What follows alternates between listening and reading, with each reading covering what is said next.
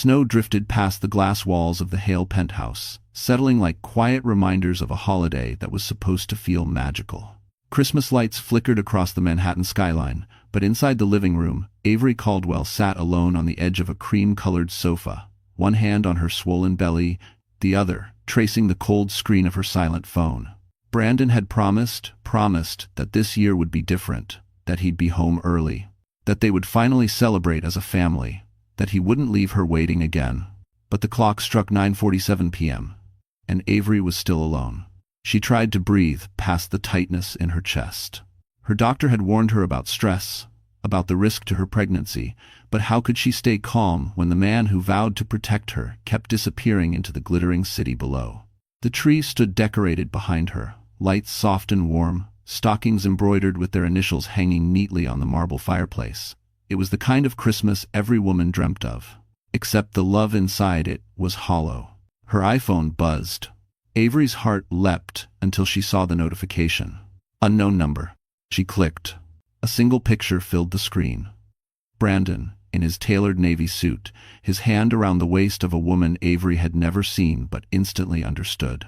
The woman leaned into him, lips close to his ear, the gold ornaments of the Plaza Hotel glowing behind them. Then the text appeared. "He's spending Christmas with me, sweetheart. Hope the baby kicks for you tonight." Avery froze. For a moment she forgot how to breathe. Her vision blurred, the room tilted. The baby shifted inside her, as if responding to her sudden fear. Her pulse hammered, her throat tightened. She tasted metal. She whispered, "No, no, please, no." Her legs nearly gave out as she stood. She gripped the arm of the sofa, trying to steady herself, forcing air into her lungs the way the nurses had taught her. She knew she needed to stay calm, but betrayal, this sharp didn't listen to reason. Then, a second message arrived. This one wasn't a picture. It was a video. Something in Avery told her that opening it would change everything, yet her thumb moved before her mind could stop it. And what she saw next made her realize she and her baby were no longer safe. Avery Caldwell wasn't the kind of woman people expected to break. Not the girl who grew up working double shifts at a diner in Ohio, not the scholarship student who fought her way into Columbia University, and certainly not the researcher who spent years studying childhood cancers so other families wouldn't feel the kind of loss she did when her parents died. She'd built herself from nothing, brick by brick, scar by scar, and yet, here she was, trembling in a penthouse she never asked for, staring at a betrayal she never deserved. Before Manhattan, Avery lived in a modest world, a world where happiness came from simple things. A warm coffee on a cold morning, sunlight through thin kitchen curtains, her mother humming old country songs.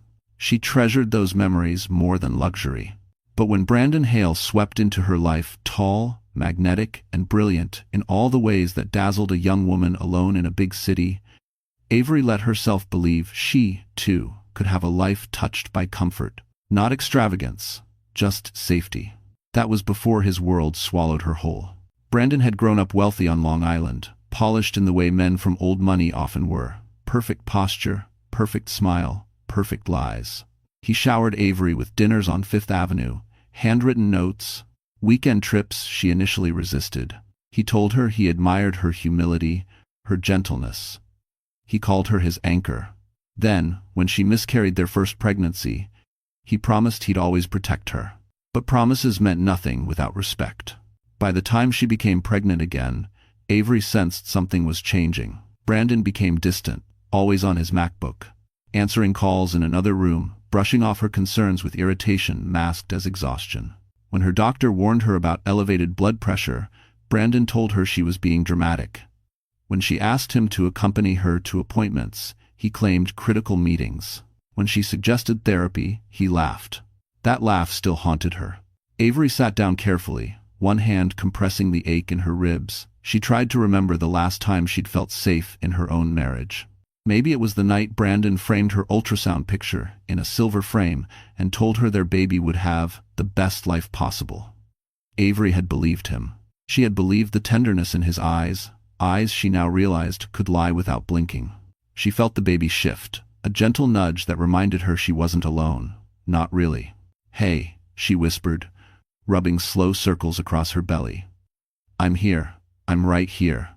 The apartment around her gleamed with all the things Brandon used as proof he was a good provider. The velvet sofa, the marble counters, the designer crib waiting in the nursery. But none of it felt like hers. None of it ever had.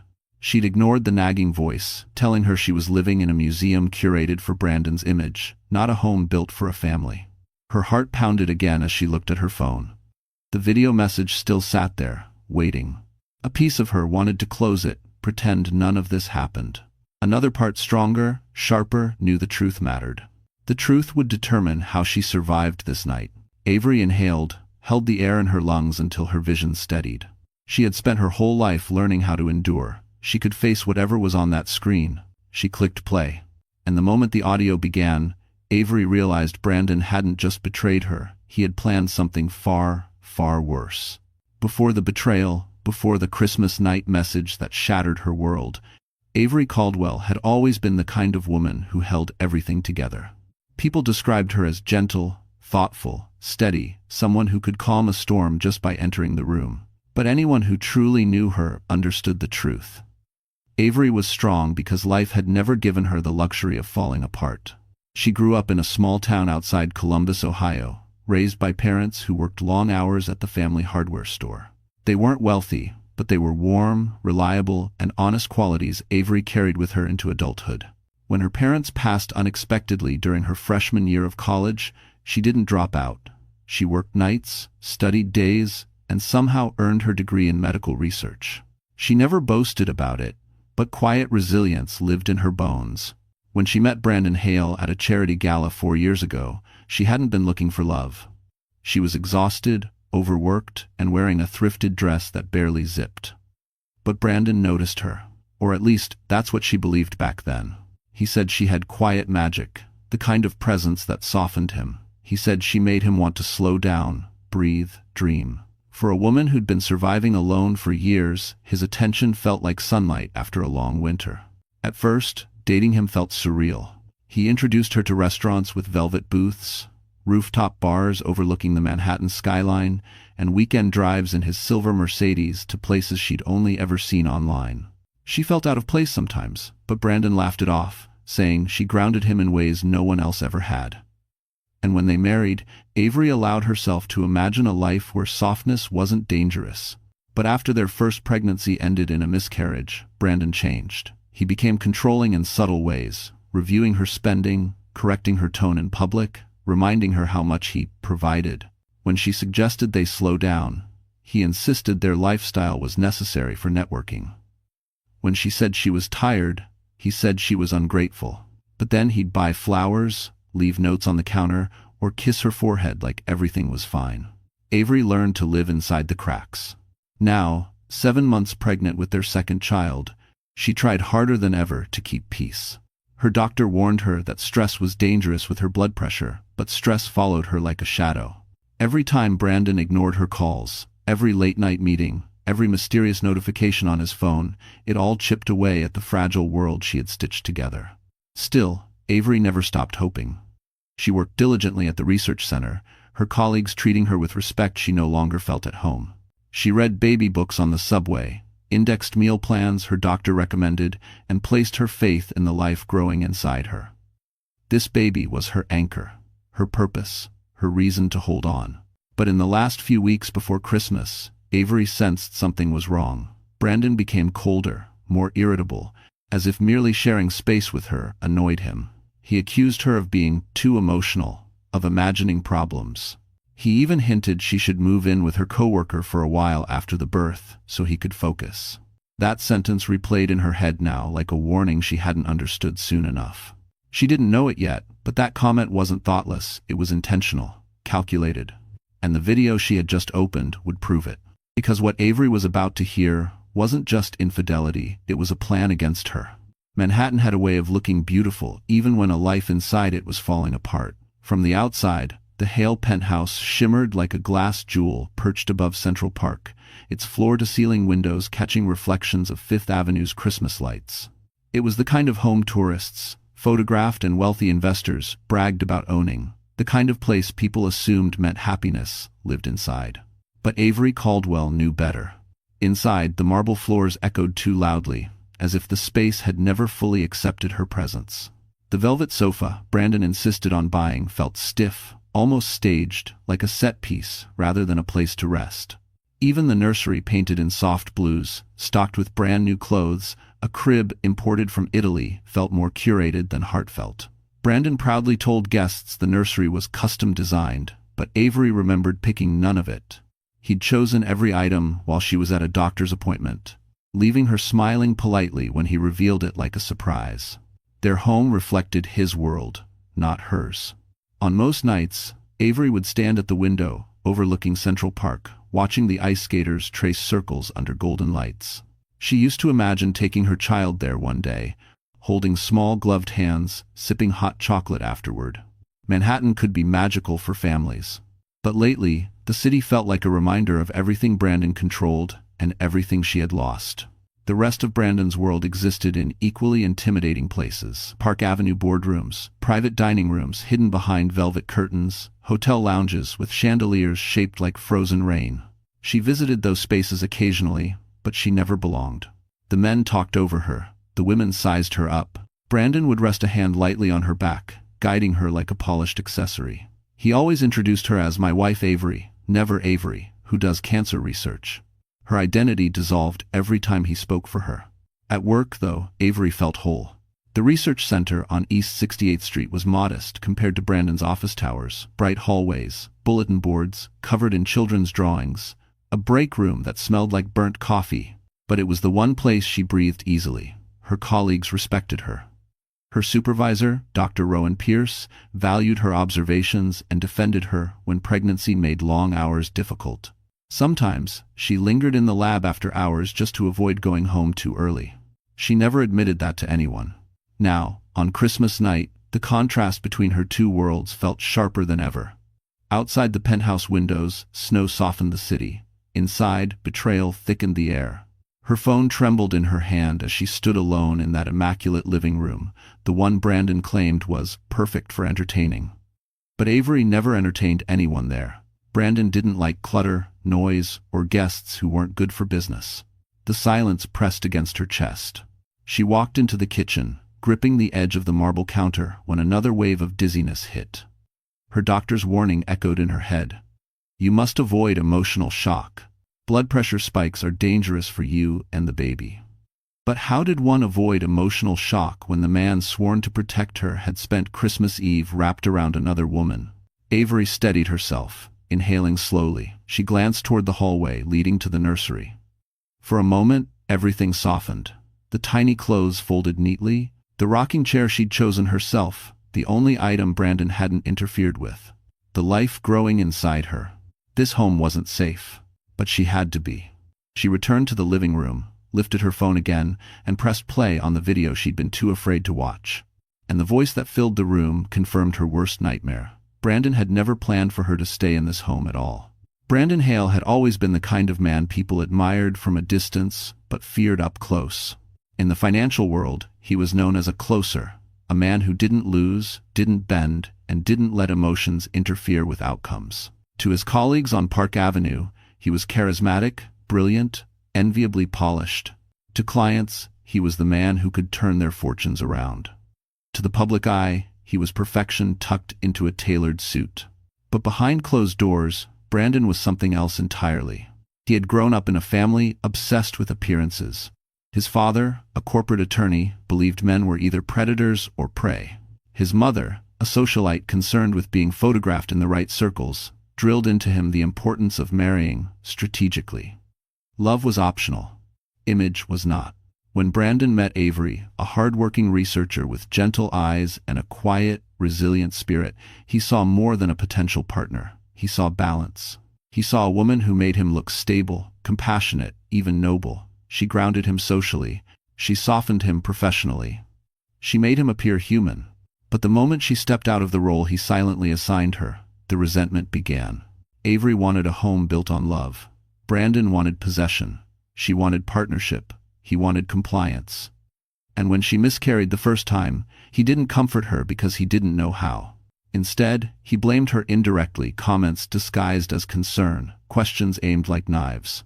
Still, he never considered leaving her. Not when she was useful. But when she got pregnant again, something shifted in him. Instead of joy, Brandon felt inconvenience. He liked the idea of being a father. He liked how it improved his image at work. But the reality, the appointments, the emotional needs, the shift in attention irritated him, and Avery sensed it, even if she couldn't explain it. Emerson Blake, the mistress, didn't enter his life by accident. She was calculated, bold, charming, loud, the complete opposite of Avery. Emerson fed Brandon's ego in ways Avery never would. She called him brilliant, powerful, irreplaceable. She told him he deserved better than a soft wife with small dreams. And Brandon believed her because it was easier than facing his own selfishness. But Emerson didn't love him. She loved the thrill. She loved the danger. She loved watching him unravel the marriage he pretended to idolize. And Brandon, blinded by pride, didn't see the trap he was walking into. For months, he had been working on a private financial play, one risky enough to bury him if it failed, and it was failing. Desperate, he used marital funds Avery had no idea were exposed. He even forged her digital authorization for one of the riskier transactions, telling himself she'd never find out. After all, Avery never fought him. She trusted him. But in the video Avery just opened, Brandon wasn't talking about love or regret. He was talking about her. Talking to Emerson. Talking about what would happen after the baby.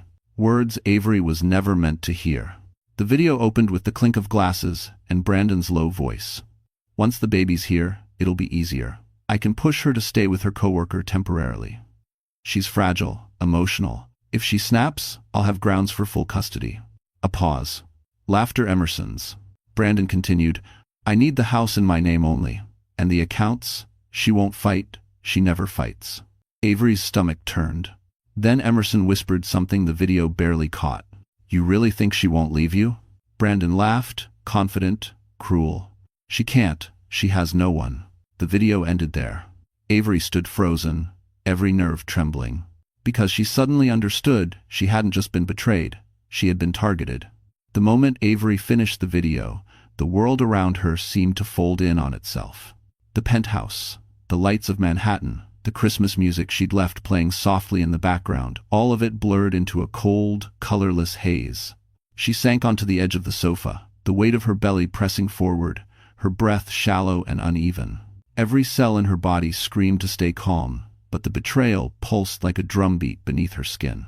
Her phone buzzed again. Another message, this time from Emerson. A screenshot. A reservation confirmation for a luxury suite at the Plaza. 2 guests. Brandon Hale and Emerson Blake. Christmas Eve. Followed by the message. Thought you should see what your husband calls a business meeting. Don't worry, sweetheart. He said you'd understand. Avery's chest tightened so violently she instinctively reached for the counter to steady herself. Her doctor's warnings echoed in her ears. If your blood pressure spikes, go to the ER. No hesitation. But how did one measure a spike caused by heartbreak? How did a woman remain calm while watching her life publicly unravel? And the unraveling wasn't done, because the next buzz wasn't a message. It was a notification from Brandon's company account, a public Instagram story posted by one of the junior associates who didn't realize he'd captured something explosive in the background. It showed Brandon at that very moment standing at the bar in the hotel lounge, champagne in hand, Emerson pressed against him. The associate had meant to record his holiday drink, but the reflection in the glass bar shelves caught Brandon's unmistakable profile, bending down to kiss someone who was very clearly not his wife. The video already had comments. Is that B? Hale? His wife is pregnant, right? Yikes. Merry Christmas, I guess. Avery's stomach turned cold. This wasn't private anymore. This wasn't a quiet betrayal hidden behind expensive suits and tailored excuses. This was public humiliation on Christmas Eve, while she sat alone, carrying the child he planned to take from her. Her breath hitched, and the room spun. She lowered herself onto the kitchen floor, pressing her hands against the tile, trying to ground herself. The baby kicked sharply once, twice as if sensing the chaos around them. Avery whispered, "It's okay. I've got you." Though she didn't know if she believed it. She needed to think. She needed to breathe. The penthouse door slammed. Avery's heart lurched. Brandon wasn't supposed to be home yet, She scrambled to her feet, gripping the counter as footsteps approached down the hallway. He wasn't alone. She could hear someone laughing behind him, a woman's voice, unmistakably flirtatious. She froze, blood roaring in her ears. This couldn't be happening. He brought her here? To their home? On Christmas? The footsteps grew louder. Brandon's voice echoed, too casual, too confident. No one's home. She's probably asleep. Come on, you'll love the view. Avery's breath caught. Her knees nearly buckled. Every instinct screamed to run, hide, disappear, but there was nowhere to go, nowhere safe. She stepped backward into the dim light of the living room, one hand cradling her belly. The laughter stopped. Brandon's silhouette appeared in the doorway, Emerson just behind him. His eyes widened not with guilt, but with annoyance. Avery, he said flatly, as if she'd inconvenienced him simply by existing. Emerson smirked, tilting her head. Oh, guess she wasn't asleep. Avery's vision blurred again. Her hands trembled, her pulse thundered. Brandon, she whispered. Why? He didn't answer the question. He didn't reach for her. He didn't even look ashamed. Instead, he sighed slow, impatient.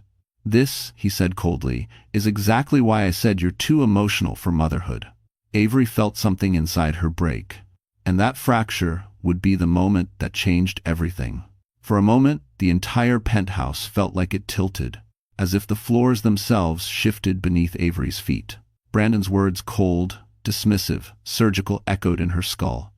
You're too emotional for motherhood. He hadn't just wounded her. He had cut into the deepest part of her identity, the part built from loss, hope, and the fragile courage it took to try again after a miscarriage that nearly broke her. Her breath hitched. She pressed a trembling hand to her belly, instinctively shielding the child he saw as an inconvenience. Brandon stepped past her like she was furniture. Emerson followed, her perfume trailing through the room like mockery.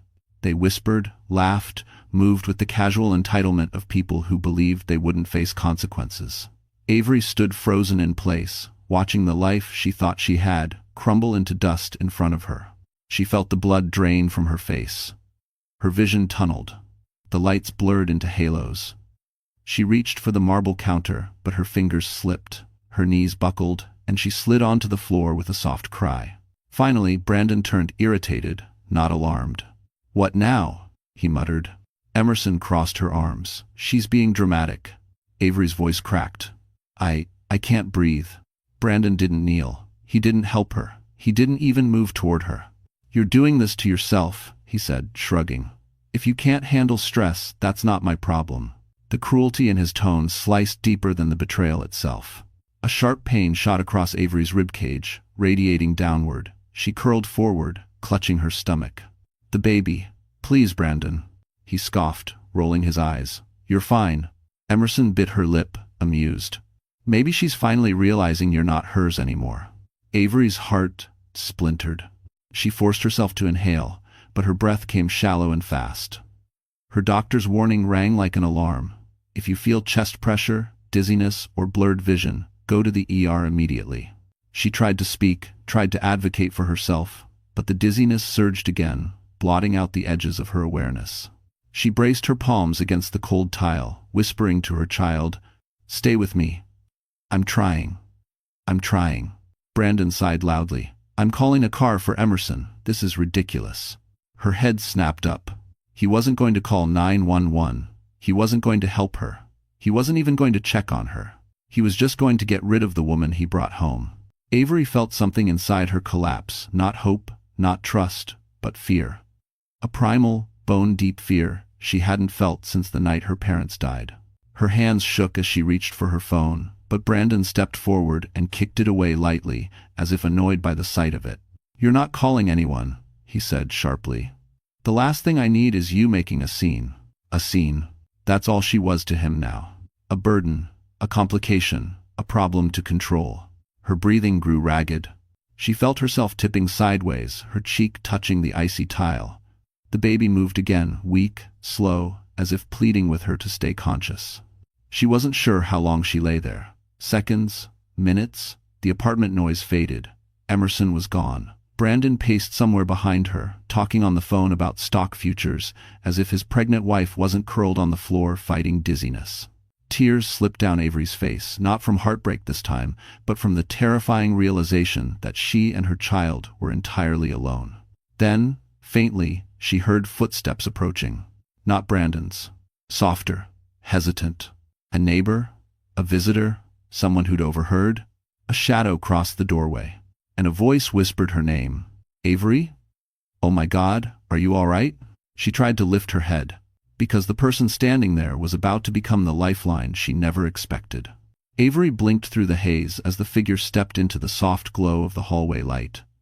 At first, her vision doubled, then sharpened just enough for her to recognize the man kneeling beside her. Logan Avery. The neighbor across the hall, the one she'd spoken to only twice in passing, once in the elevator, once when a package had been misdelivered to his door. She remembered he had kind eyes, a quiet way of speaking. Nothing about him had ever suggested he'd be standing in her living room on the worst night of her life. Hey, he whispered urgently, gently pressing a hand to her shoulder. You're shaking. What happened? Before she could answer, Brandon's voice rang from deeper inside the penthouse. Who the hell is in my house? Logan didn't flinch. He ignored the venom in Brandon's tone and focused solely on Avery. Your breathing is off, he said, his voice low but steady. How far along are you? 7 months, she managed. My blood pressure, I can't. That was all he needed to hear. He looked around, searching for her phone. It lay several feet away where Brandon had kicked it. Logan crawled over, grabbed it, and returned to her side. Avery's fingers twitched toward it relief, flooding her chest until Brandon stormed into the room. Put that down, Brandon snapped.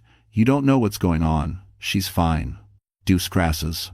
Logan rose slowly, placing himself between Avery and her husband.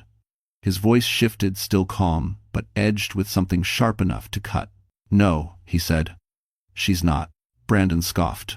You don't know anything about. I know preeclampsia when I see it. The room stilled. Avery's eyes widened. Logan crouched again, gently lifting her wrist to check her pulse. His expression tightened. You need medical attention now. And stress is dangerous in your condition. Brandon rolled his eyes. She's exaggerating. She does this when she wants attention. Logan looked up, and his gaze sharpened further. Funny, he said. That's exactly what the last 2 clients thought before I drove them to the ER. One of them nearly lost her baby. Brandon blinked. Clients? Logan exhaled slowly, as if choosing his words carefully.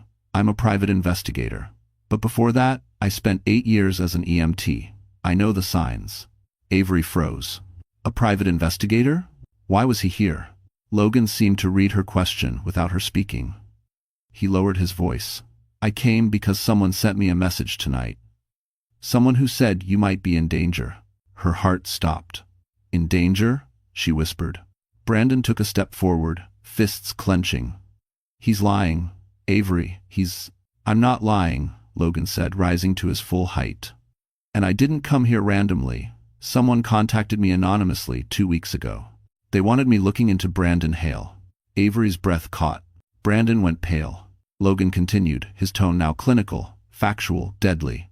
Tonight, I received files. Documents showing your husband made financial moves using assets tied to your name. Risky investments, nearly illegal ones. If they collapse, Avery is the one liable, not him. Her blood ran cold. Brandon snapped. Those files are fake.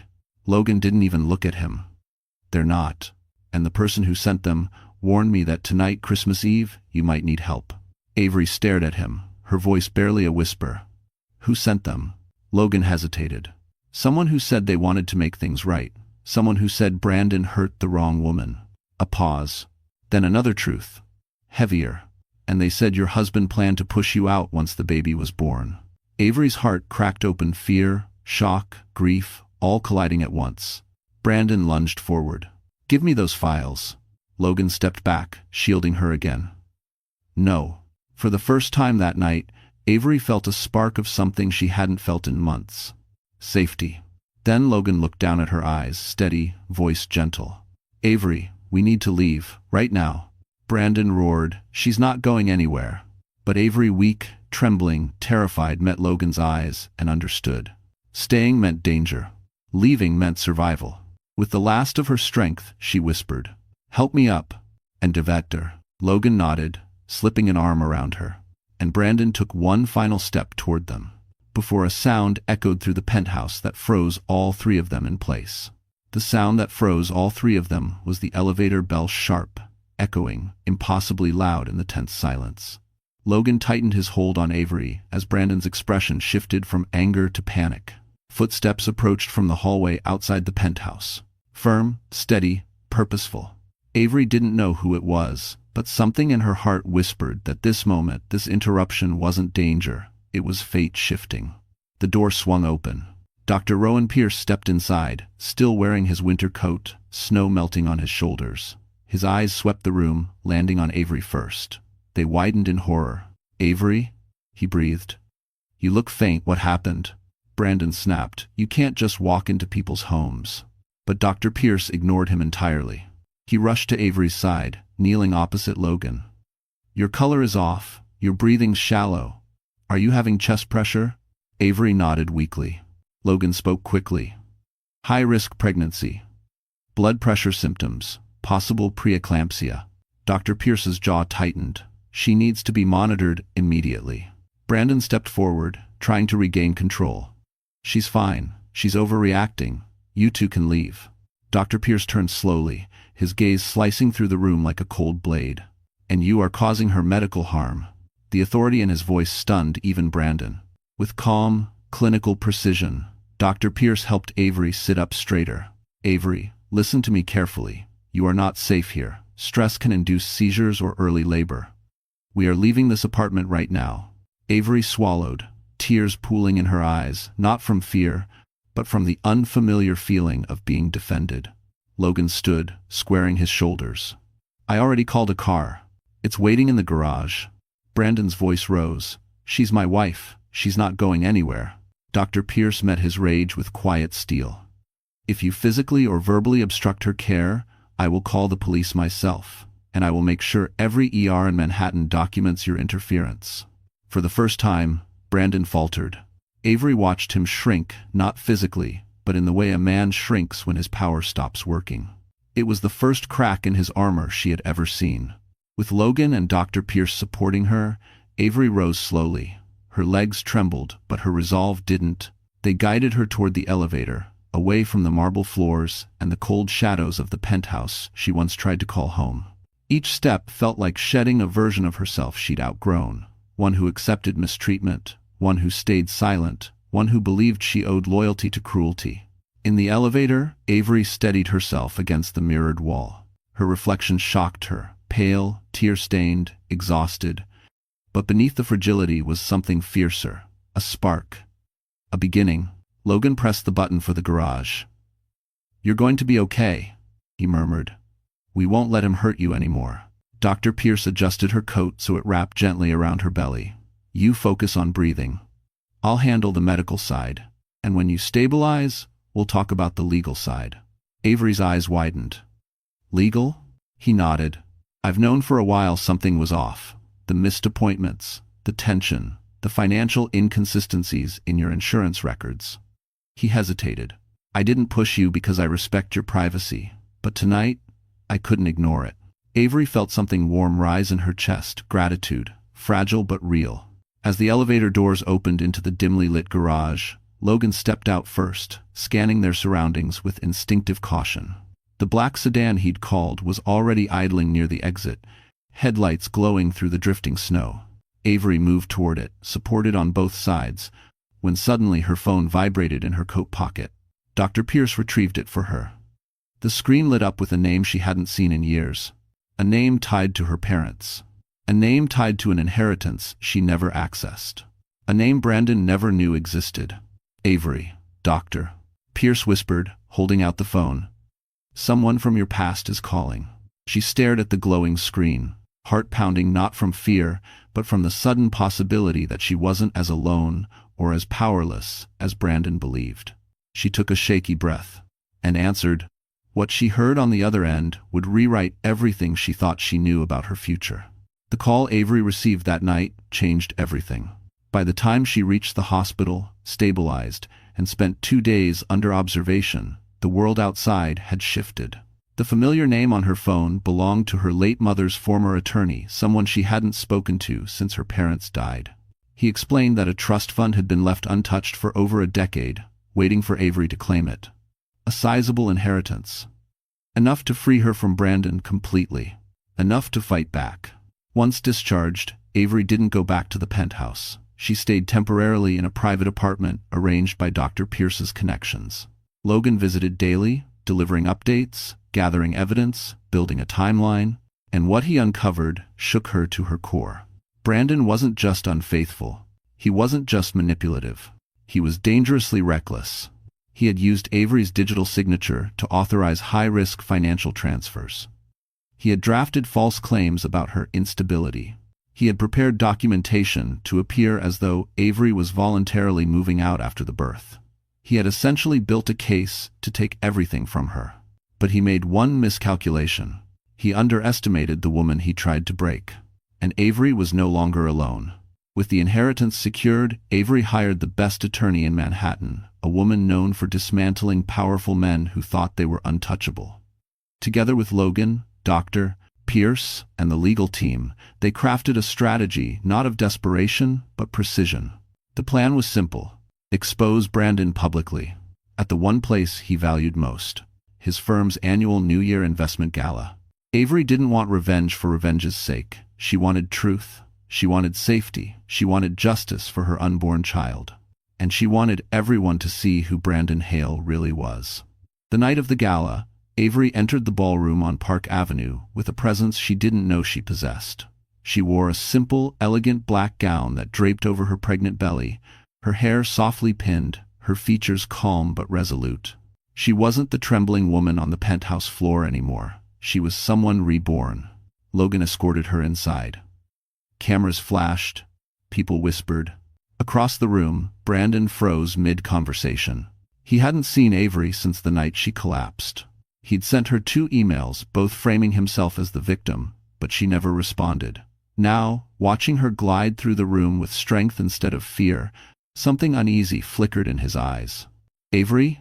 he muttered, stepping toward her. "What are you doing here?" Before she could answer, the lights dimmed and a spotlight illuminated the stage.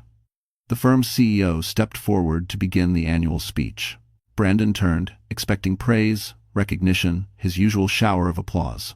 Instead, the CEO cleared his throat. "Tonight, before we begin, there is an urgent matter concerning one of our senior partners." A murmur rippled through the crowd. Brandon stiffened. A large screen behind the CEO flickered to life. Logan glanced at Avery. She nodded. The video played. The same video Avery watched alone on Christmas night. Brandon at the bar. His arm around Emerson. His voice calmly plotting to take custody. To remove Avery. To take the house. To take everything. Gasps exploded across the ballroom. Brandon lunged forward. "Stop the video. This is private. This is illegal." But the CEO lifted a hand. "Your wife has filed a formal complaint supported by overwhelming evidence, including forged documents, misappropriated funds, and false medical allegations." Emerson, who'd been invited as Brandon's guest, shrank back, suddenly pale. Cameras turned. Phones recorded. The entire board stared at him with disgust. Avery stepped forward, voice steady. "You said I had no one. But you were wrong." Brandon's face contorted. "Avery, you don't understand. I can explain." "You already did," she said softly, on video. His career, his empire, collapsed in real time. Security approached. Brandon reached out, desperate. "Please, Avery, don't do this." But Avery lifted her chin. "This isn't me doing anything to you," she said. "This is you finally facing what you did to yourself." As security escorted him out, the ballroom erupted into chaos. Logan touched Avery's arm gently. "Are you okay?" She exhaled a long, trembling breath that felt like the first clean air she'd taken in months. "I will be," she said. Then her phone buzzed. A message from the hospital. And when she read it, Avery felt her heart drop because her baby was coming early. The hospital lights were soft, warm, and strangely comforting as Avery was rushed through the sliding doors, Logan at her side and Dr. Pierce already coordinating with the staff. Snow blew in behind them, carried by a gust of wind that felt symbolic, like the world outside was being wiped clean, page by page. Avery clutched her belly as another wave of pressure tightened deep inside her. This wasn't panic anymore. This was labor. Early, frightening, unexpected, but somehow, she didn't feel alone. Logan leaned close as the nurses guided her into the delivery room. "You're safe," he murmured. "I'm right here. You're going to meet your baby tonight." Her eyes glistened. Not with fear this time, with hope. Dr. Pierce squeezed her hand. "You've survived the worst, Avery. This part is going to be beautiful." Hours blurred into breaths, and breaths blurred into whispered encouragements. Through every contraction, Avery felt something inside her shift, not physically, but emotionally. For the first time in years, her pain wasn't met with dismissal. Her fear wasn't met with accusations. Her vulnerability wasn't met with control. She was surrounded by people who wanted her to make it, people who valued her, people who cared. And when her son finally let out his first cry, small, powerful, perfect, Avery burst into tears. A nurse placed the tiny, warm bundle on her chest. She whispered, "You're safe. I promise you'll always be safe." Logan stood at the foot of the bed, blinking hard as he pretended not to wipe his eyes. Dr. Pierce rested a hand on her shoulder, his voice thick. "He's healthy. He's strong, just like his mother." For the first time since Christmas Eve, Avery felt whole. In the days that followed, everything moved quickly. Brandon, now suspended from his firm and facing charges for financial misconduct, attempted to demand custody, but the judge saw through him immediately. The evidence against him was overwhelming. His cruelty, his negligence, his forged documents, it all worked against him. Avery was granted full custody. Brandon was restricted to supervised visitation, pending the outcome of his criminal investigation. His downfall was brutal, public, and complete. The exact opposite of the life he'd built on power and pretense. But Avery didn't celebrate his collapse. Her victory wasn't in his suffering. Her victory was in her survival. Weeks later, Avery moved into a charming little home in Rhode Island, the same town her parents had once dreamed of retiring in. It had hardwood floors, a small garden, and large windows that caught the ocean light. The trust fund allowed her to take time off work, to heal, to bond with her child. She filled the nursery not with designer pieces, but with simple, meaningful things. Handmade blankets, thrifted books, a rocking chair Logan found at an antique shop. Logan visited often, sometimes with groceries, sometimes with research notes he thought she'd enjoy, sometimes with no reason at all. He never pushed, never assumed, never asked for more than she was ready to give. But the way he held her son, the way he smiled when she laughed, the way he looked at her, not with pity, but with admiration, it was something Avery had never experienced, a tenderness that didn't cost her anything. One early morning, as snow dusted the windows and her baby slept peacefully against her shoulder, Avery stepped onto the porch. Logan joined her, handing her a warm cup of coffee. He spoke softly. "You know, you didn't just survive him, you rebuilt yourself."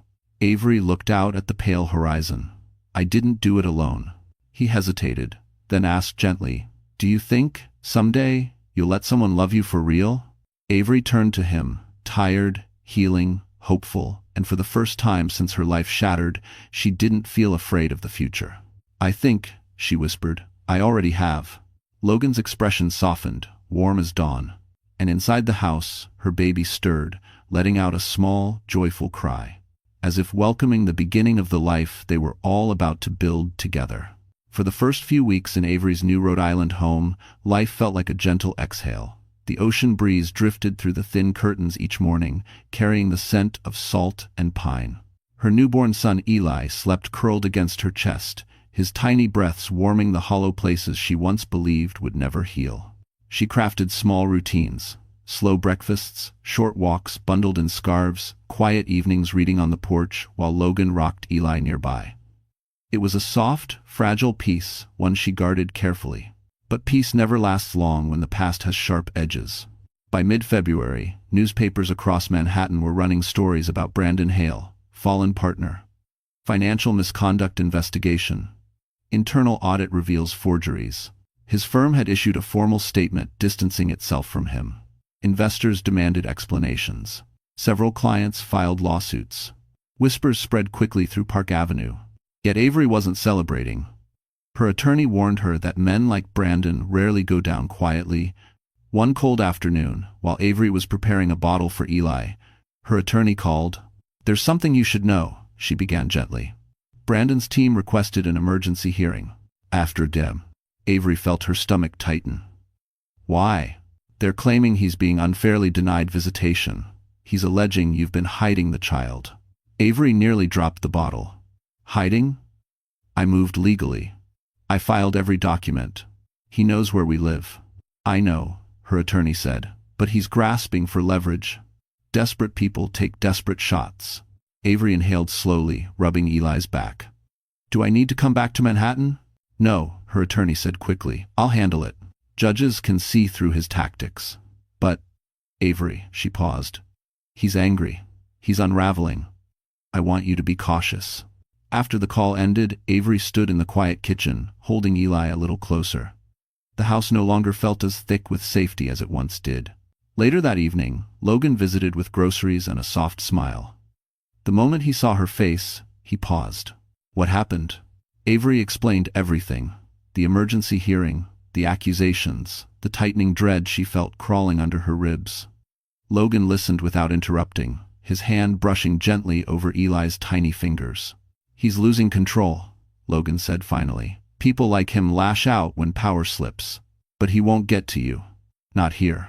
His reassurance warmed her, but a small part of her still trembled. Trauma had a way of echoing long after the danger passed. To distract herself, Avery invited him to stay for dinner.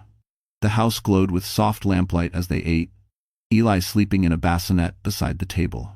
Logan told her stories from his EMT days, funny ones, light ones, and for a brief stretch of time, Avery laughed again. Really laughed. It felt like rediscovering a version of herself she thought she lost. Later, as Logan prepared to leave, he hesitated by the doorway. "If you ever feel unsafe," he said quietly, "call me. Anytime, I mean it. If you have the Sibstar." Avery's heart warmed. "I know, thank you." After he left, she locked the door, kissed Eli's forehead, and carried him upstairs to the nursery. The moon spilled silver light across the wooden crib, peaceful and still. Avery lingered there, squeezing his little hand, reminding herself that she survived worse.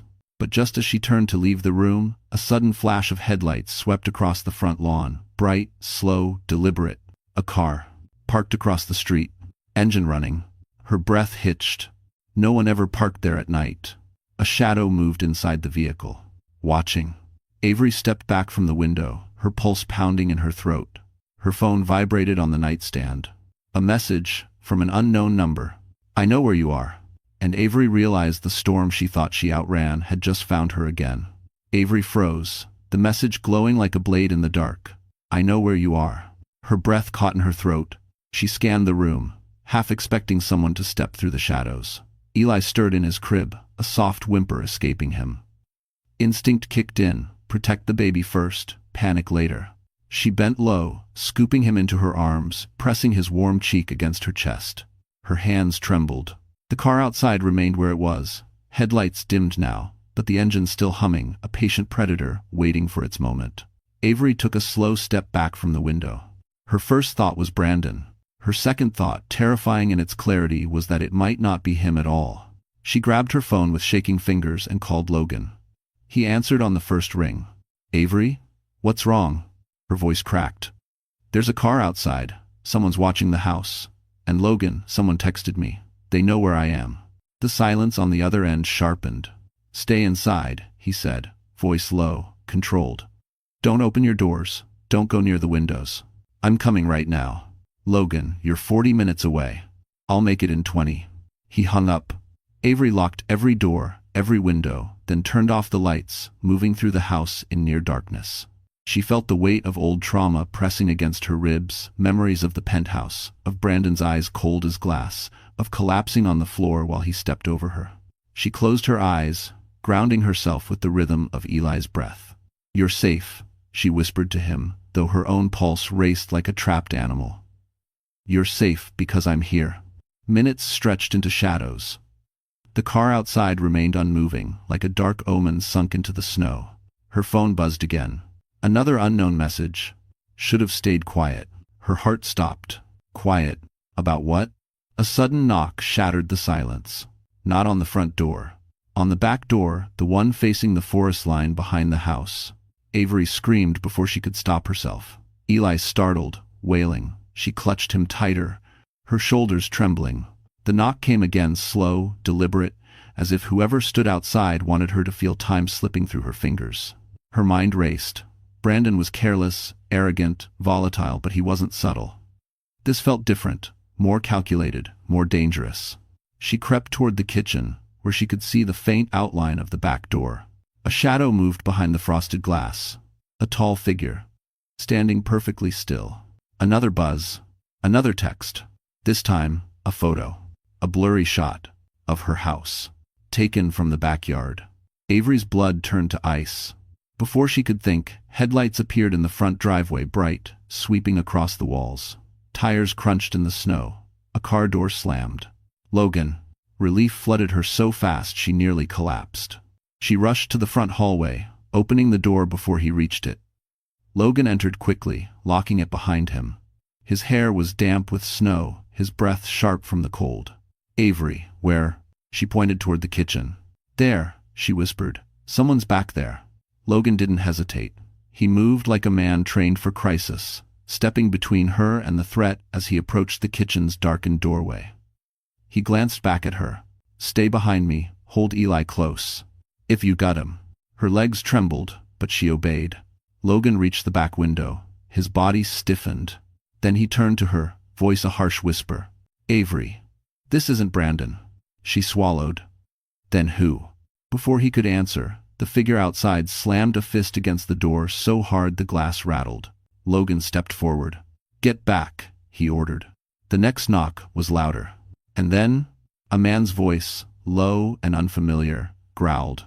Avery, open the door, we need to talk. Her blood ran cold. Because the voice, she recognized it, from years ago, from a part of her past she thought had died with her parents. And hearing it again meant the danger wasn't new, it had been following her for a very long time. Avery stood frozen, clutching Eli so tightly she felt his soft breath against her collarbone. Her mind raced, flipping through memories she had spent years burying, names she didn't say out loud anymore, faces she prayed never to see again. But the voice outside, she knew it. Not well, not intimately, but enough for it to haunt her. Logan positioned himself between Avery and the back door, one hand raised, signaling her not to speak. His posture shifted from protective to defensive, calm, precise, almost tactical. He peered through the side window, catching a clearer glimpse of the man standing on the other side of the glass. Avery, he whispered. Who is he? Her lips trembled. I don't know. Not really, but that voice, it's from when I was a teenager. He used to come into my parents' hardware store. He was strange, too interested. He asked too many questions. Dad always made me stay in the back when he came in. Logan's eyes sharpened. He knew your family? Yes, and when my parents died, he showed up at the service, alone. Not offering condolences, more like watching. Her breath shook. I thought it was just grief making me paranoid. But Logan, what if he's been following me for years? The man outside knocked again, slower this time. A taunting rhythm. Avery, open the door. You don't want me to come in. Eli whimpered, sensing the tension. Avery kissed the top of his head, tears burning her eyes.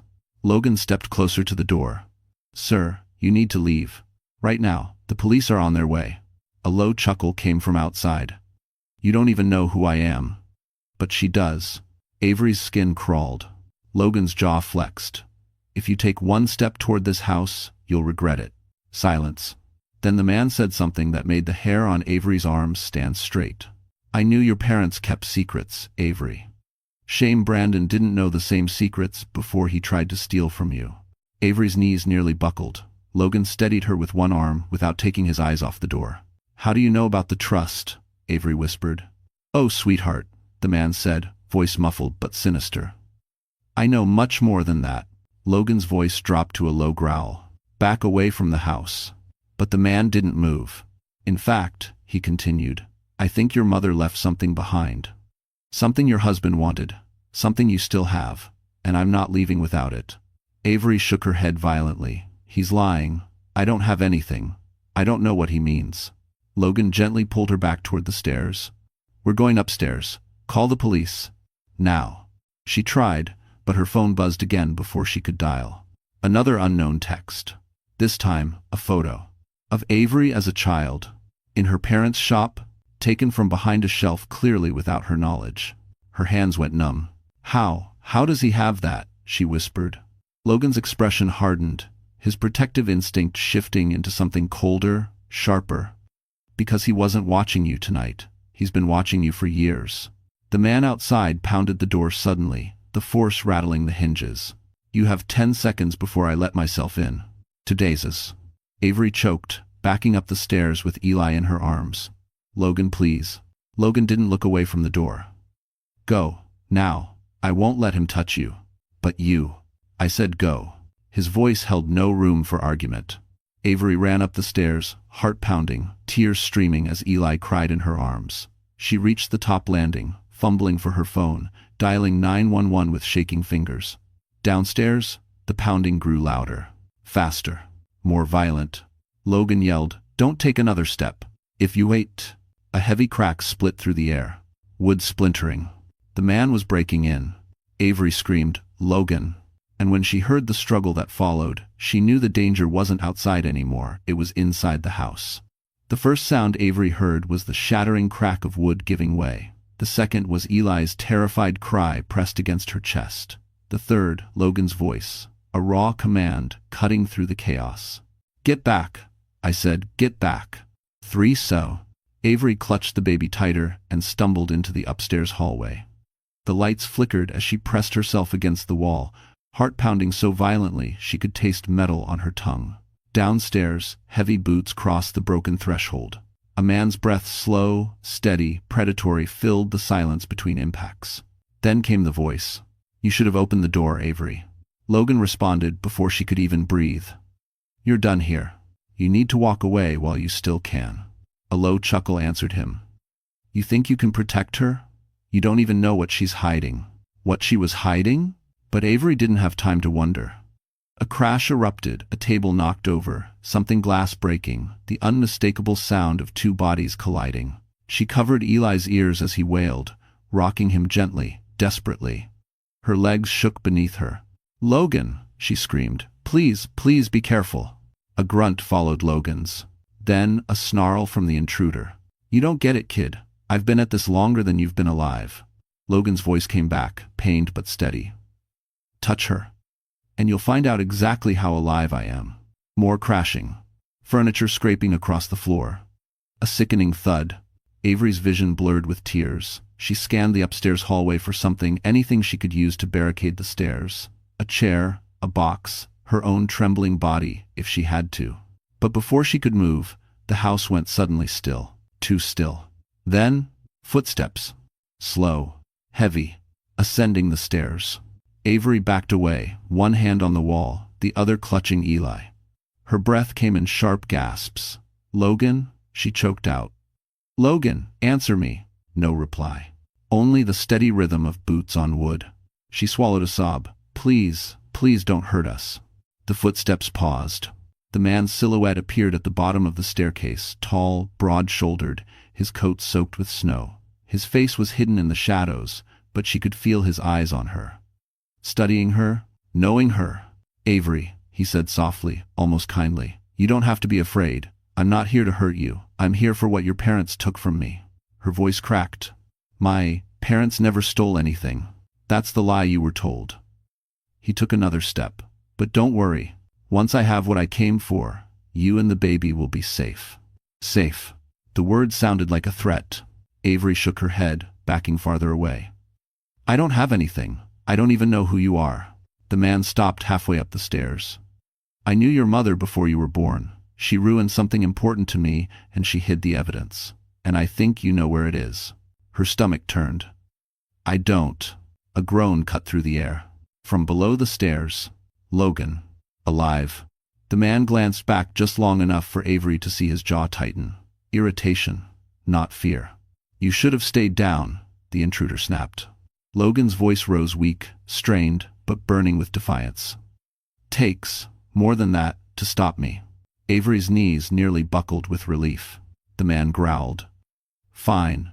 We'll do this the hard way." He turned back toward Avery. And in that split second, Logan lunged, grabbing the man's ankle with both hands. The intruder lost his balance, stumbling forward, hitting the step with a thunderous crack. Avery gasped. Logan yelled, "Run, Avery, go now." The man roared, twisting violently, ripping free. And something metallic glinted in his hand. A knife. No more stalking. No more threats. This was deadly. He turned toward Avery with a speed she didn't think possible. And in a single, horrifying moment, Avery realized she wasn't his target anymore. Eli was. Avery didn't feel her heartbeat. It was too fast to register as individual pulses. It was a single, continuous roar, like blood crashing against the inside of her skull. The man's knife glinted under the stairway light, reflecting a sliver of cold silver onto the wall. Eli screamed in her arms, tiny fists clenched, sensing danger with an instinct older than memory. "Run," Logan shouted again, his voice breaking with exertion. Avery stumbled backward, her bare feet slipping on the hardwood as she clutched her son against her chest.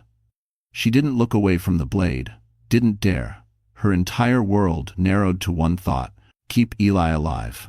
The man tore his leg free from Logan's grip, rage twisting across what she could now see of his face, deep lines, wild eyes, a kind of feverish desperation that didn't belong to rational men. "You don't understand," he snarled, lunging upward. "That child is the reason I'm here. Except Severus." Avery choked on a gasp. "He's just a baby, he has nothing to do with you. That's where you're wrong." His boots struck the stairs with violent force. "Your mother made sure of that. Her mother. Always her mother." What secret had been buried so deeply it followed her into motherhood? Logan staggered onto his knees behind the intruder, blood dripping from a cut on his forehead. "Avery, head for the woods behind the house. Don't stop. But you. Go." End quote. His roar shook something loose inside her, not fear, but resolve. She backed toward the upstairs window overlooking the snowy backyard. No time to think, no time to plan. She shoved the window open, icy wind slamming into her face. The man's footsteps thundered up the stairs. She swung one leg over the ledge. He reached the top. "Don't you dare," he growled. But Avery didn't hesitate. She climbed out onto the frozen roof, clutching Eli tight. Snow crunched beneath her socks. The roof sloped dangerously toward the backyard. The drop at least 12 feet, but adrenaline made her fearless. Behind her, the man reached the window. "Avery, stop." She scrambled down the slope, sliding the last few feet before landing roughly in a drift of snow. Her ankle twisted, sending a bolt of pain up her leg, but she forced herself up, gasping through the sting. Eli cried louder. She kissed his temple. "I've got you, baby. I've got you." Tench, does ha. Tench and does ha. The backyard stretched out pale and moonlit. The forest loomed ahead, dark and dense, but darkness felt safer than staying in that house. She ran. Branches clawed at her coat as she pushed into the trees, breath fogging in the frozen air. Every step sent fire through her ankle, but she didn't slow, not while the knife gleamed behind her eyelids. Behind her, she heard the crash of breaking branches. He was following. "Avery," he roared, voice echoing between the trees. "You can't outrun what's already yours." She ducked low, weaving between trunks, snow splashing with every desperate step. Eli's cries grew softer, not calmer, but exhausted, and fear ripped through her. She needed to stop. She needed to check him. A hand clamped around her wrist. She screamed a raw, animal sound. But it wasn't the intruder. It was Logan. He stumbled out from behind a cluster of trees, breath ragged, face bloodied, but alive. "This way," he rasped. "There's an old ranger shed deeper in. We can barricade it." Avery nearly collapsed from relief. "Logan, he's right behind us." A branch snapped loudly in the darkness. Too close. Logan tightened his grip. "Run now. Questions later." They sprinted through the forest, the cold slicing into their lungs, twigs snapping underfoot. The shed appeared like a ghost in the dark, small, wooden, half buried in snow. Logan shoved the door open. Inside, "I guessed." Avery rushed in, heart hammering, clutching Eli as Logan slammed the door shut and slid the rusted bolt across. For a moment, there was silence. Then, Footsteps. Right outside. Slow. Deliberate. A shadow moved against the cracks of the walls. A voice whispered, "You can hide, Avery, but you can't keep what belongs to me." And when something metallic scraped against the shed door, Avery realized he wasn't just trying to reach her, he was trying to break in. The shed was freezing, its wooden walls thin enough for the winter wind to crawl through the cracks. Avery pressed Eli tightly against her chest, rocking him gently to keep him warm. Her heart hammered so loudly she felt it shaking her ribs. Logan moved silently around the small space, checking for anything they could use as reinforcement. A rusted shovel, a loose plank. Nothing that could truly stop the man outside. But Logan wasn't panicking. He was calculating. The footsteps circled the shed again, slow, scraping footprints, sinking into snow. The man's voice slithered through the cracks. "Avery, your mother promised something to me, something she hid, and she passed it to you." Avery pressed a hand over her mouth to stop a sob. "He's lying," she whispered, though doubt gnawed at her. Logan crouched beside her, lowering his voice. "Avery, what exactly did your mother leave behind? Aside from the trust?" "She didn't leave anything," Avery insisted. "She didn't." But then a memory sneaked in, one she hadn't touched in years. Her mother's trembling hands. A box being locked away. A whisper. "If anything ever happens to us, Avery, don't open this until you're older. It could save you or destroy him." Avery's breath stuttered. "Logan," she whispered, "there was something. A box. My mother hid it behind a panel in our old house. I never opened it. I thought it was just grief talking. I forgot about it after the funeral." "Why no?" Logan's eyes darkened. "He must think you still have it." "But I don't," Avery whispered helplessly. "I left everything behind when I went to college." Outside, the man pounded on the door again, harder this time. The wood cracked. "You're running out of time, Avery," he growled. "Give me what's mine." Logan stood, gripping the rusted shovel like a weapon. "What does he want? Money? Documents?" "I don't know," Avery cried, "but if Mom hid something connected to him, it can't be good." End quote. The pounding continued, each hit more violent.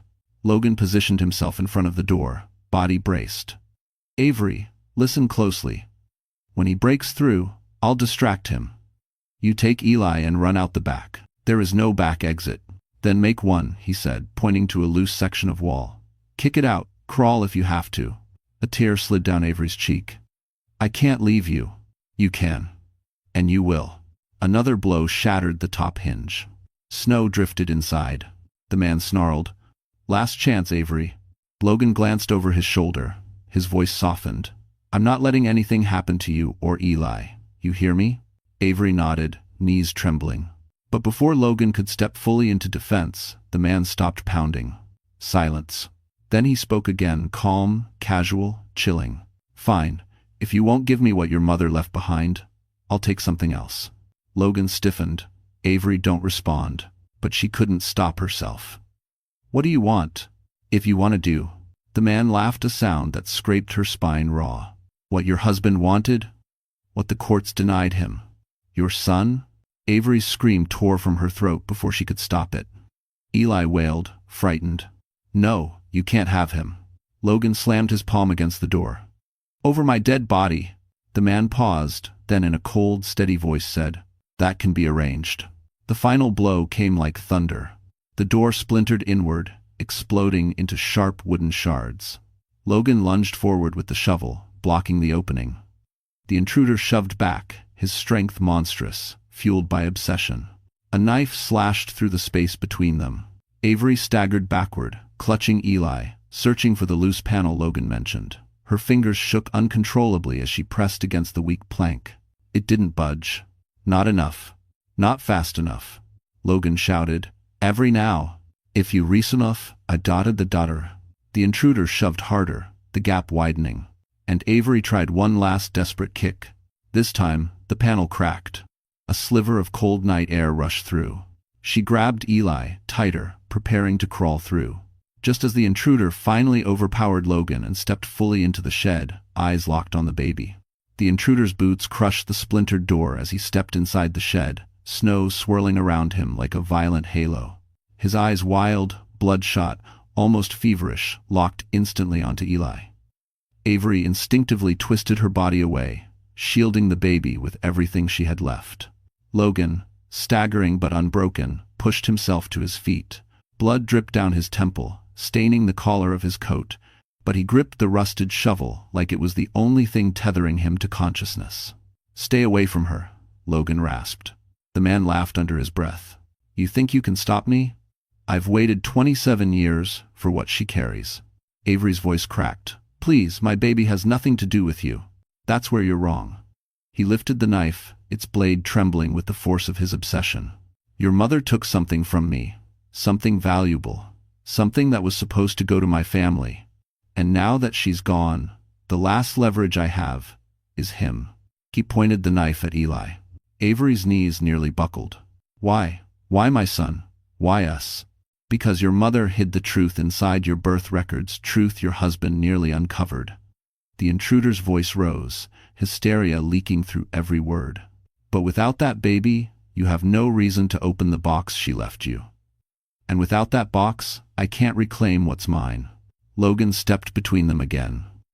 "You're talking in riddles. Whatever you think you're owed, it has nothing to do with them." "Oh, it has everything to do with them." The man's smile twisted. "Did she ever tell you who your real father was, Avery?" Avery froze. A physical, violent freeze like the air had gone solid around her. "My father?" she whispered. The man tilted his head.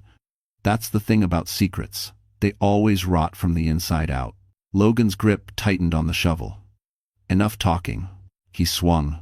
The metal connected with the intruder's arm, knocking the knife from his grip. It clattered across the wooden floor. The man roared in pain, lunging at Logan with both hands. They collided, slamming into the far wall. Tools rattled, snow shook loose from the rafters. "Go!" Logan shouted, voice breaking under the strain. Avery kicked at the weakened panel again. Wood split further, a narrow opening widening to the frigid night, just enough space for her and Eli. But she hesitated. Logan was still fighting. She couldn't leave him. Then a scream tore the air. Logan's shoulders slammed into the ground as the intruder overpowered him. The man grabbed a broken plank, brandishing it like a weapon, raising it high above Logan's chest. Avery didn't think. She didn't breathe. She moved. Clutching Eli close, she lunged for the fallen knife, sliding across the icy floor. She grabbed the handle, spun on her knees, and, "Stop!" she screamed. The intruder turned. For the first time, Avery saw fear flicker in his expression, not of the knife, but of the woman holding it. Her hands shook. Her voice didn't. "You will not touch my son." "Avery," Logan gasped. "Run, don't." But the intruder lunged toward her, not at Logan. At her. At Eli. She stumbled backward, slipping in the snow-covered floor as the man closed the distance. His fingers clawed for Eli's blanket. Avery slashed wildly, the knife grazing his arm. He howled. "You can't protect him," he snarled. "You're just like your mother." Avery screamed back, "That's exactly why I can." Logan surged forward, tackling the man from behind. They crashed into the wall again, the entire shed shaking. Avery scrambled toward the escape panel. "Logan, come on," she cried. But Logan didn't answer. The intruder seized him by the throat. Avery's breath stopped. "Let him go," she sobbed. The man twisted, tightening his grip, and Logan's eyes began to dim. Avery looked down at Eli, her son, her reason, and then at the knife still slick in her hand. She had one chance. One impossible choice. One moment to save them both. So she stood up, legs trembling, voice shaking, and shouted into the cold, violent dark, "Hey, if you want the truth, if you want what my mother hid, it's not in that box. It's in me." The man froze. Logan collapsed to his knees, coughing. The intruder slowly turned his head toward Avery, and the look in his eyes made her realize she had just offered the very thing he crossed 27 years to take. For a moment time froze, no wind, no breath, no sound except Eli's soft cry pressed against Avery's chest. The intruder's gaze locked on her, cold and ravenous, as though her words had cracked open a door he'd been hunting for decades. "In you," he repeated slowly, savoring the words. "I always suspected." Logan, still on his knees and coughing, forced himself upright. "Avery, don't. He just wants to manipulate you." But Avery's eyes never left the man before her. Something deep inside her, the same instinct that had pushed her through grief, betrayal, and motherhood, rose to the surface. She wasn't just running anymore. She wasn't just surviving. She was confronting. "You followed me for years," she said shakily, "but you weren't following me. You were following her, my mother. And now you think that whatever she hid is inside me?" The intruder took one slow step forward. "Your mother ruined me. She stole something that belonged to my family. Evidence, documents, proof that would have cleared my name." Logan scoffed, breath raspy. "You mean the documents that exposed your fraud? The ones that put you under investigation the year she died?" The man's expression twisted. "Your mother lied. And when she realized I was getting close to finding the truth, she hid it. All of it. But she didn't hide it where I expected." He pointed at Avery. "Right at her heart. She hid it in you." Avery staggered back, tightening her hold on Eli. "That makes no sense." "Oh, but it does." His voice grew eerily calm. "The trust she left you was a distraction. The real inheritance, the real secret, was encoded in your birth records, in the sealed documents tied to your name. And your husband's smart man that he pretended to be almost uncovered it. As Forste." Avery felt her pulse pounding against her ribs. "My birth records? What could possibly be so important?" He smiled, a slow, unhinged curl of his lips. "Your father." Avery froze. She'd spent her whole life believing her father was the gentle, loving man who raised her, who taught her compassion, who tucked her in at night, who protected her from storms. "You're lying," she whispered. "Am I?" he challenged. "Ask yourself why your mother panicked whenever I came near. Why she hid you from me. Why she left a sealed box with your name on it." Logan stepped in front of her, staggering but firm. "This isn't the time to unpack childhood trauma, buddy. You're not getting near her or the baby." The intruder lunged. Logan blocked him, slamming the rusted shovel into the man's ribs. The intruder roared, grabbing Logan by the collar and hurling him against the wall. Avery screamed as Logan collapsed, struggling to breathe. The man turned back to her, panting. "Give me the truth, Avery. Tell me where your mother hid the rest." "She left instructions hidden in your medical files. They point to something worth killing for." Avery's skin went cold. Her medical files. Her sealed birth certificate. The documents the attorney hadn't sent yet. It wasn't the money. It wasn't the trust. It was something else entirely. Something buried deep. Something that terrified this man. "I don't have anything," she whispered. "You have everything," he thundered, raising the broken plank above his head.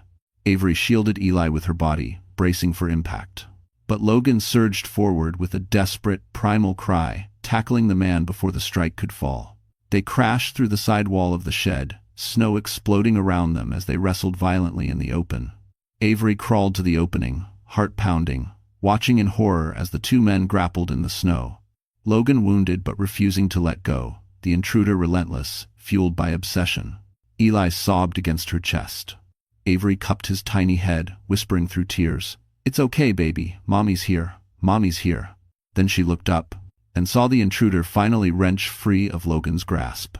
He rose to his feet, chest heaving, blood dripping from his arm. He turned toward Avery. Toward Eli. He raised the broken plank again, voice ragged with triumph. "It ends tonight, Avery." And in the split second before he charged, a blinding light flooded the snowfield, a light from a vehicle racing straight toward them. The headlights cut through the swirling snow like a blade of white fire. Avery shielded Eli with her arms as the vehicle barreled toward the clearing. The intruder froze mid-charge, instinct forcing him to throw up an arm against the blinding brightness. Logan, bruised and gasping, dragged himself sideways just in time as the SUV skidded to a stop mere feet from where he lay. The driver's door flew open. A woman stepped out, tall, determined, wrapped in a wool coat, breath fogging in the cold air. Avery blinked hard, not trusting her own eyes. "Miss Hale?" the woman called. Her voice was unmistakably strong, steady, the voice of someone accustomed to taking control of chaos. Avery gasped. It was her attorney, Madison Crowe. "What? How?" Avery whispered, barely forming the words. Madison didn't take her eyes off the intruder, who now stood motionless, gripping the broken plank like a shield. "You didn't answer your phone," she said firmly. "And the court clerk forwarded me a voicemail Brandon left earlier. It sounded Off. I had a feeling you might be in danger. She slipped a hand into her coat. The intruder stiffened. Madison pulled something out, a small black device. A taser. Her voice sharpened. Put the weapon down. The man snarled, spittle freezing on his lips. This has nothing to do with you. She has something that belongs to me. Madison didn't flinch. Unless that something is a subpoena, a deed, or a settlement check. You're in the wrong field, friend.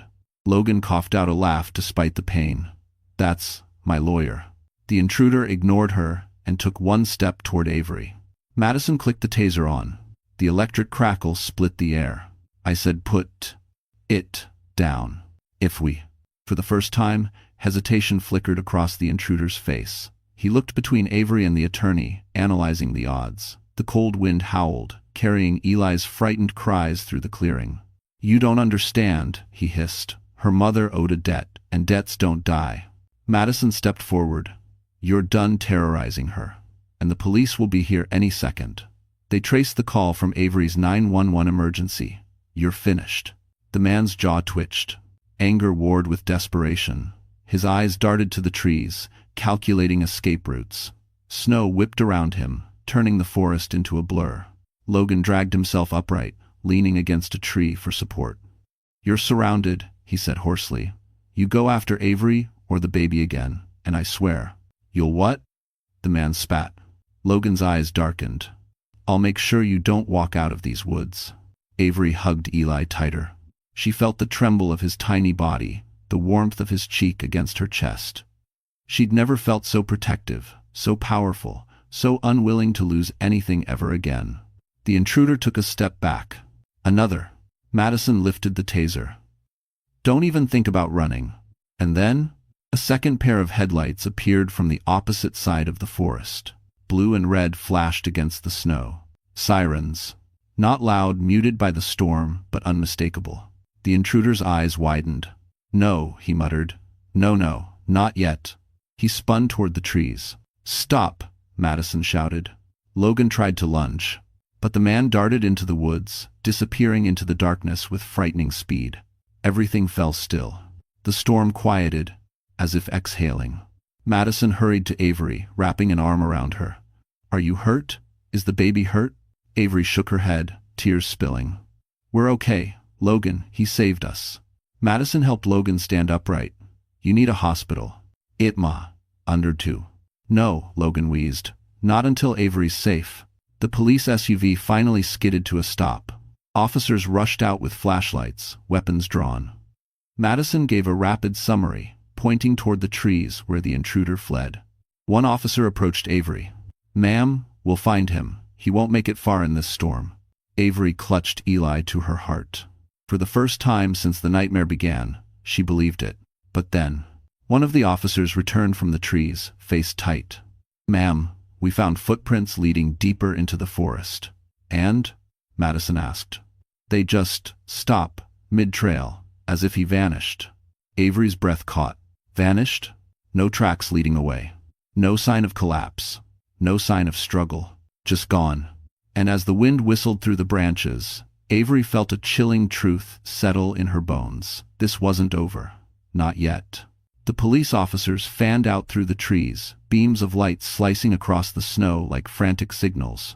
Avery stood beside the ranger shed, Eli warm against her chest beneath layers of blankets. The forest around them had gone unsettlingly still, no crunch of snow, no broken branches, no rustle of a retreating figure. It was as if the storm had swallowed the intruder whole. Madison wrapped her coat around Avery's shoulders while Logan leaned against the police SUV, holding gauze to a cut along his jaw. The flashing lights painted his face in red and blue, but his eyes never drifted far from Avery and the baby. An officer approached. Ma'am, we searched half a mile in every direction. The footprints stop abruptly near a large fallen tree. After that, nothing. No tracks, no drag marks, no blood. Avery swallowed hard. People don't just disappear. Not normally, the officer agreed, but in storms like this, snow can cover tracks quickly. Or he hesitated. He might have had a vehicle stashed nearby. Madison stepped forward. Can you put out an alert to surrounding towns? We already did, but with the storm, it'll be tough. Avery hugged Eli closer, her cheek brushing his soft hair. His breathing steadied her, kept her grounded.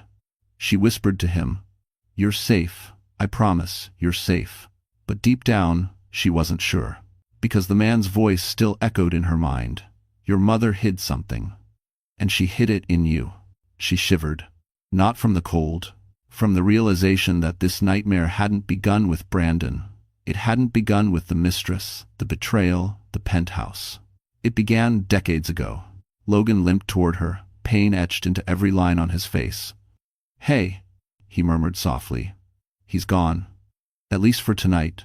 Avery's eyes filled. "He's not gone, Logan. He's waiting.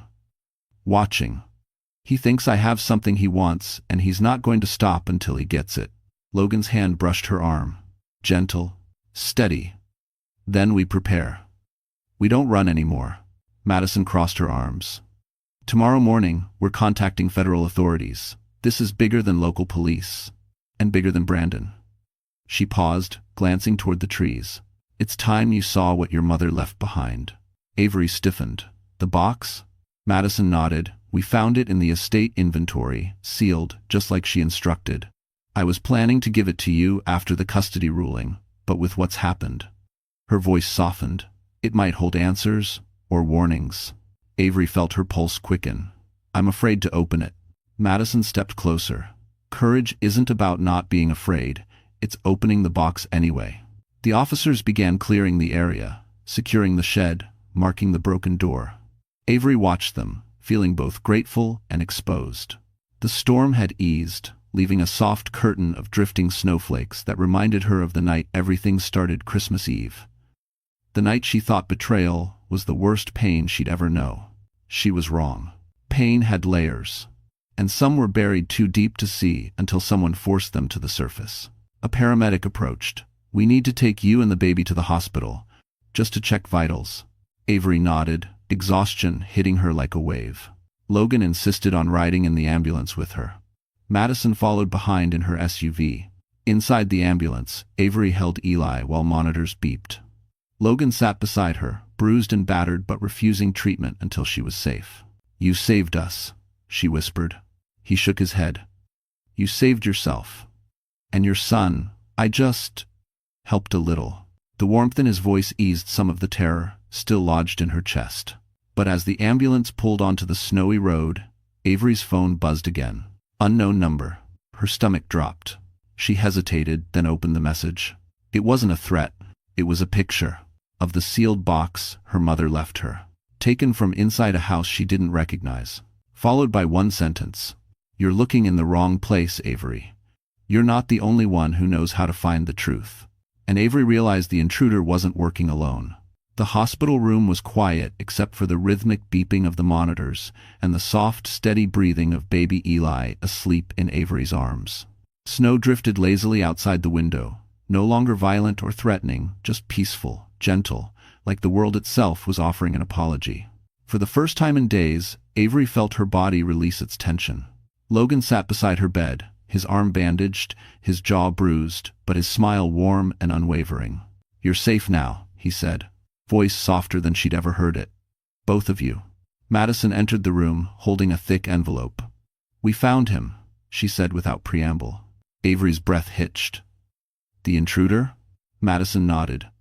"Police tracked him to an abandoned cabin 15 miles from here. He was badly injured from the fight. He surrendered." She paused, tone stern but victorious, and he talked. Avery clutched Eli closer. "Why did he do all this? What did my mother hide?" Madison handed her the envelope. "The answers are in here. Your mother wasn't protecting herself. She wasn't even protecting the law." Madison's eyes softened.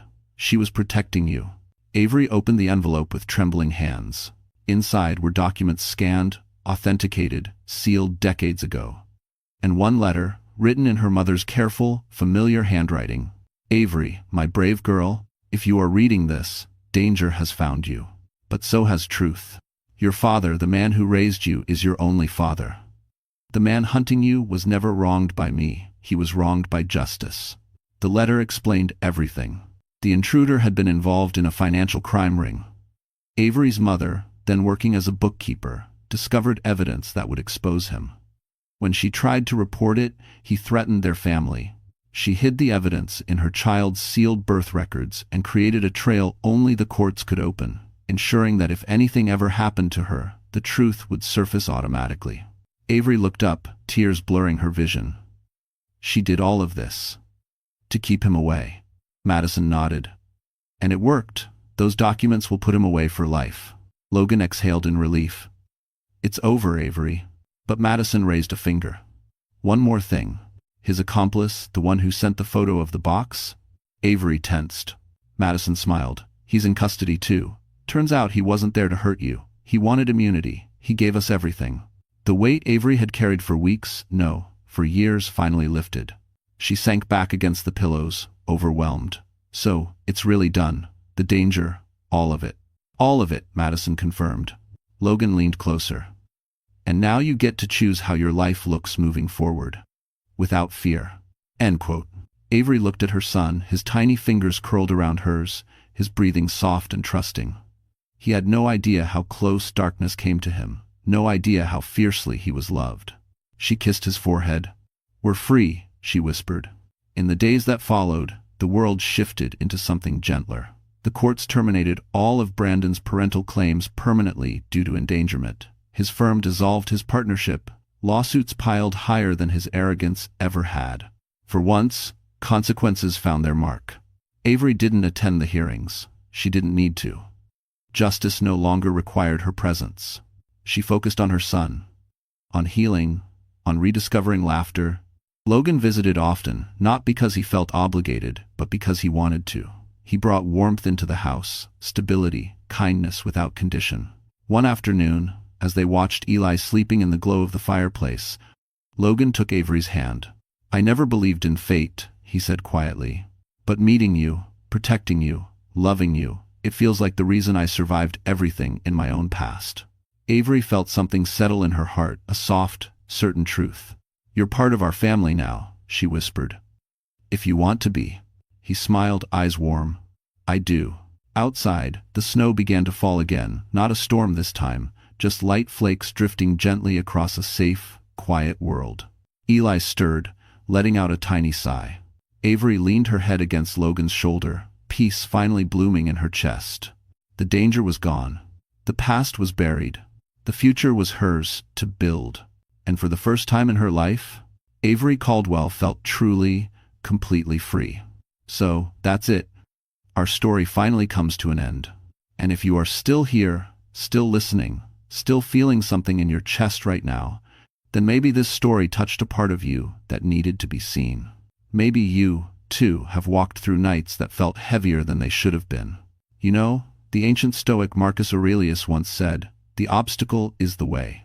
It means the pain we survive doesn't just scar us, it shapes us into someone stronger, softer, wiser. Avery didn't win because she was fearless. She won because she kept moving, even when fear shook her to the core. And that's a quiet lesson for all of us. You don't have to be unbreakable, you only need to refuse staying broken.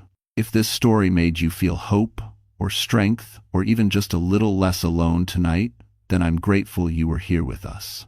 And hey, my wonderful friends, if you believe more people out there might need this reminder too, please like the video, share it, and subscribe so you don't miss the next story we walk through together. You matter. Your healing matters. And we'll meet again, right here.